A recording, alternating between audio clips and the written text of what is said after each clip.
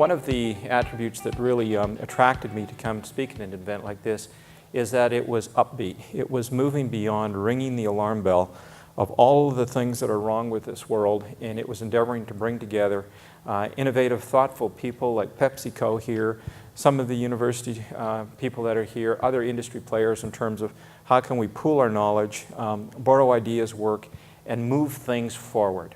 I'm a passionate believer in that we can lead with water as a country, we can lead with water as an industry, and we've got examples of what we're doing. Now, the company and the experiences that I'll speak to, by a long ways, we're not perfect, a long ways from being perfect, but we're on a journey.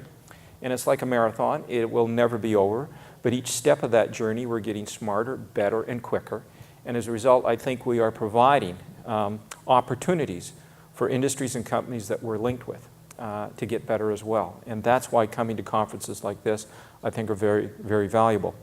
And if I leave you with one message, it's going to be that it's our view that water is not an entitlement. It's a hard-earned right, and you have to be diligent and work 24/7 on continuously earning that right to have access to water and the sustainment of a continuous supply of water. And that is a different paradigm or view that for I think the first half of this century, many people, industries, countries, and regulators have espoused. So I'd like to take you on a journey, tell you a story about our company, EPCOR, and reach out into some of the things that we've done.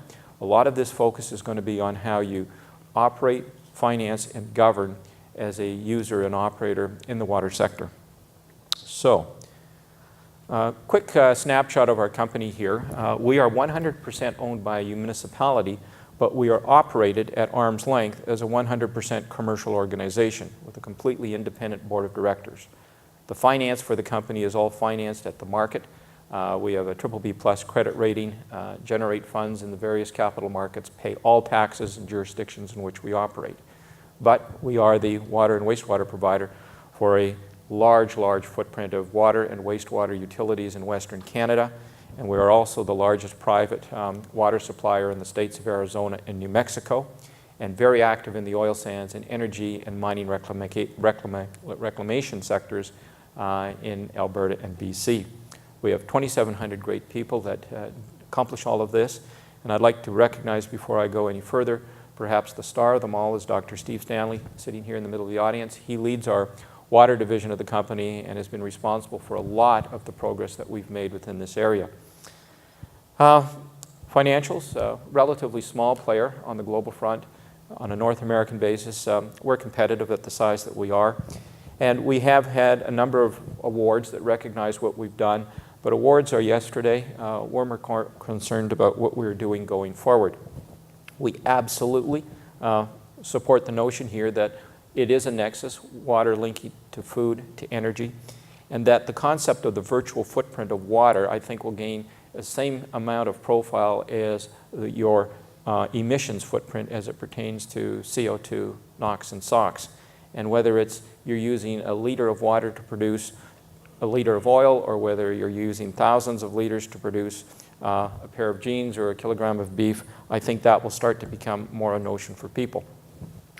Now, the three key challenges that we see that are facing water today is the scarcity of it, the deterioration of the infrastructure and the need to expand upon it, and most importantly, I think the fragmented approach that we take to its operation, regulation, and financing.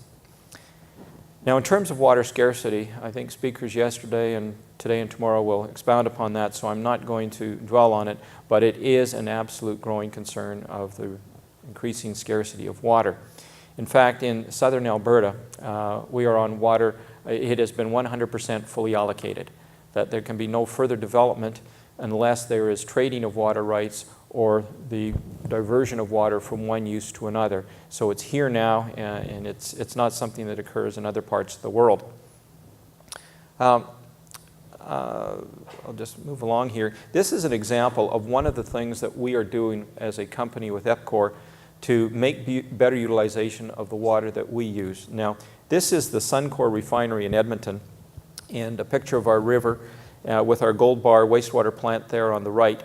And what we are capturing is the water that we would have previously diverted back into the river after we've processed it through our wastewater treatment plant We've built a pipe to the Suncor refinery, and it has a capacity up to 15 million liters per day, and they use that water as opposed to extracting the water from the river to produce their refined petrochemical products.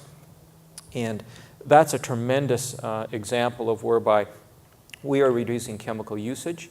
They are cutting it at least 1/2 the amount of water that they would have extracted from the river, and they are recycling that water. And our envision is to continue to use that reuse water to other applications like this. And a tremendous partnership with Suncor, and we are actively looking for other players within that.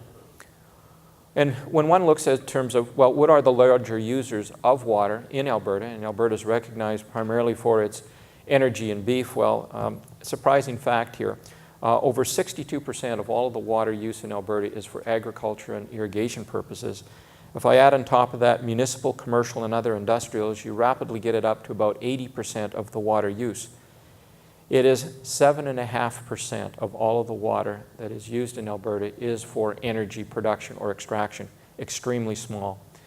An industry in which I participate as chairman of Canadian Oil Sands, we use less than 0.5% of the water flow of the Athabasca River. And 85% of Alberta's water is really north of Edmonton. And so we have this conundrum where the water in Alberta flows north, whereas the majority of its use and requirements is south. So to Margaret's point, it is reality here in Canada, a lot to do with the geography and the structure. Now on the infrastructure requirement side, we are getting older. Most of the infrastructure that was put in Canada and most of the United States was put in major chunks, a lot of it in the 60s and 70s.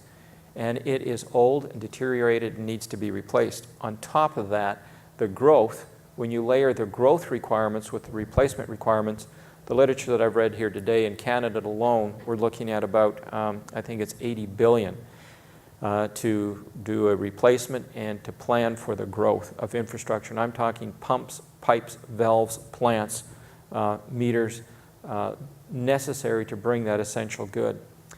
And in the United States, it's over $1 trillion. These are not trivial amounts of money that I'm speaking of, and when you convert those to what's the impact on the bill, that's where you get the kind of behavior that we're hearing from PepsiCo. They're ahead of the curve. If you think it's dear today, you wait till this starts to ripple through the system. It is really going to hit with an impact. Back home in Edmonton, with Steve's leadership, we've been very active on a program to replace the cast iron pipe that was put in shortly following the Second World War. It's deteriorated dreadfully, causes a lot of water main breaks, which are harmful to the environment. It's a huge drag on productivity and a major inconvenience to the communities. So we're now starting to get some traction and see that there's been less breaks, less leakage, and this is an example of programs where other municipalities are going to have to start to aggressively replace that. Now here's an important point, that we are in such a backward time in terms of how we approach the treatment, the delivery, and the recycling of water across Canada and United States in terms of the sheer numbers of companies that we've got involved doing that. There are over 53,000 water companies in the United States. Your local water company with a town of 10 people up to millions of people like New York. However, 8% of those companies serve 81% of the entire population. The story's not much different in Alberta. The top 10 water companies in Alberta, of which we're number 1, serve 76% of the population. Now, tell me, why is this? This is an absolute essential good or service. It has no substitute. Why have we allowed for this long to allow that proliferation of organizations with each of them having their overhead, their infrastructure, their inefficiencies, and the costs to produce? Why can't we get the economies and scales that we see in our very same society? How many airlines do we have in Canada? 2, 3? How many telephony companies or wireless companies? 2, 3? How many natural gas companies do we have? Electricity companies. We're talking about delivering essential services, electricity, natural gas, telecom, but jump to water, 53,000 in the United States. And in the province of Alberta alone, 534. We just cannot afford to continue that way. It brings its own stream of inefficiencies and concerns in terms of how do you train people? How do you fund these? So the summary of the challenges that we believe that we face is A, there's a significant requirement to replace infrastructure. The scarcity of water is going to lead to longer pipes, bigger pumps, more chemicals, more competition, higher costs. And lastly, the current service delivery model, which I talked of and will expand, is not going to make it. In fact, it'll make it worse. So where do we go from here? The very, very first thing we believe is to improve the level of understanding of the water opportunity coupled to the water challenge, and that's education. The people in this room, and including myself and the other panel people here, we have a responsibility to go forth and speak about water passionately with an upbeat, positive message that we can do better. But we have to disabuse this notion it is a free good of unlimited supply, and that everyone is born with a right that they have access to as much of this at no cost as they can possibly consume. It ain't so, it's not true, and that's what's killing us. This point was raised, and I'll drive it home here with this chart. If you don't get the message with this chart, then we're on the wrong page. You will see the symmetrical difference here that the highest price for water is in Germany, and the cheapest price for water is in Canada. The highest consumption per capita is in Canada, and the absolute lowest consumption per capita is in Germany. Any Germans in the audience here today? Are you? There you go. I don't think they're any dirtier than us. I don't think they shower any less. They produce some very desirable products. I did hear one individual here is on, I think, the cleanest list in Canada. So, but the real point here is, let's grow up. You can't give it away for free. We don't have it for free in the first place. And it's proven by the leading countries that are pricing it accordingly. It spurs innovation, it spurs conservation, it spurs innovation. We have to get over this in Canada. Regulation. Again, to the point, we have very, very sophisticated regulatory systems in oil, natural gas, telecom, which extracts a toll for the cost of capital, the risk of capital. It ensures that things are delivered and measured to a standard. It rewards innovation. It rewards economy of scales and scopes. It's there in your face. Not so with water. I'll tell you, it's a stepchild. It's virtually non-regulated. It gets dollops of capital from various levels of government. It is spotty regulation. The regulation that it has absolutely no teeth. Walkerton should never occur. North Battleford should never occur. Boil water orders are an emergency measure, not a way of running companies. Look at Aboriginal reservations. They're deplorable. And we're in here in Canada. And that's because, again, we are fooling ourselves living in a fantasy world of somehow this product water is an entitlement and doesn't deserve the same rigor and discipline and degree of sophistication of its regulation that other essential services have. Financing. For most utilities, as I said, you finance in the market or you finance through your own cash flows or through various other means. Not so with water. Because of the grant system through governments generally, they often find themselves short or through political expedience, starved some years, rewarded other years. There is no incentive for most water utilities to become efficient in their use of capital. What they destroy, they simply go back and get more free capital. Okay? What they're short of, they try to increase their rates. If you have to go to market and fully pay and compete for your capital and then earn a return on that capital, you're going to run your efficiency a heck of a lot more efficiently. It's like raising children. If you give them free money, free allowances, and they don't get jobs and they don't have the responsibility that goes with earning and saving, they will never learn. And that is the disease of subsidies. As you continue to subsidize water, as it's done many places, it removes the incentive to be responsible and to take the approach that this is a precious commodity, and these subsidies gloss over that fact. So you have to remove the subsidies.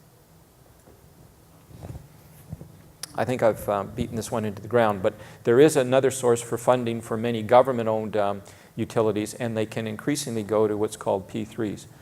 And here in Alberta, we are building a rapid train system, an LRT, and we just announced yesterday that the federal government had advanced $250 million for the rapid transit system in Edmonton, and that is the largest P3 in Canada. As a water company, we're actively involved in P3s across Canada, bidding and competing with partners in Regina, BC, and Alberta. And I think that source of capital you'll see more of. And that takes it off the balance sheet of the utility. Now, a governance model. The way that EPCOR is set up, as I said, it is 100% owned by a city, but they set up a business structure that has an arm's length board of directors under a universal shareholders agreement that puts it on a standalone basis that it must finance its operations completely on either the earnings of the business or what it raises in the capital markets. And we pay our shareholder a dividend. Since 1998, the share dividend was $67 million. Today, it's $144 million. And we've turned back to the shareholder over $1.5 billion in cash, taxes, fees, and dividends, and it continues to grow each year. We pay tax in every jurisdiction in which we do business, and we compete in the capital markets. And we fully cost our water. There's no subsidy here. And as a result, we do have a competitive footprint. We're able to compete, and we have industries that are thriving and growing based on that type of regulatory structure.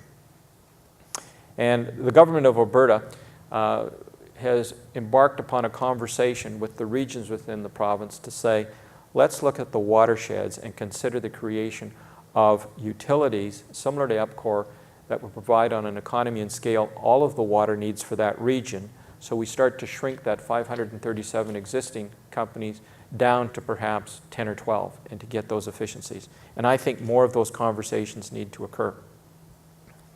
So in conclusion, there is a definite link between strong progressive economies where you have a nexus of water, energy, and food. I think, albeit we face tremendous challenges here in Canada, I think we are in a tremendous position to grow, use the innovation and technologies that we have, and become leaders in the world that creates wonderful jobs and research and makes the world a better place. And we're moving forward in that regard. And I think the examples that I've shared and the chap from Pepsi have shared, and you'll hear others, we've got lots to be proud about. And it's time to get moving and move those forward. And lastly, it takes a very bold approach to regulation, finance, and governance to make this happen. The first is to fully cost water. Stop fooling yourself. It's not free. Fully charge for every penny that goes into from its extraction, where you pay for water in its raw state and then its processing. Secondly, we need a new service delivery model where we will have economies of scale and scope. And lastly, governance. I really believe the foundation of great government, great business, great institutions is good governance. There's models out there.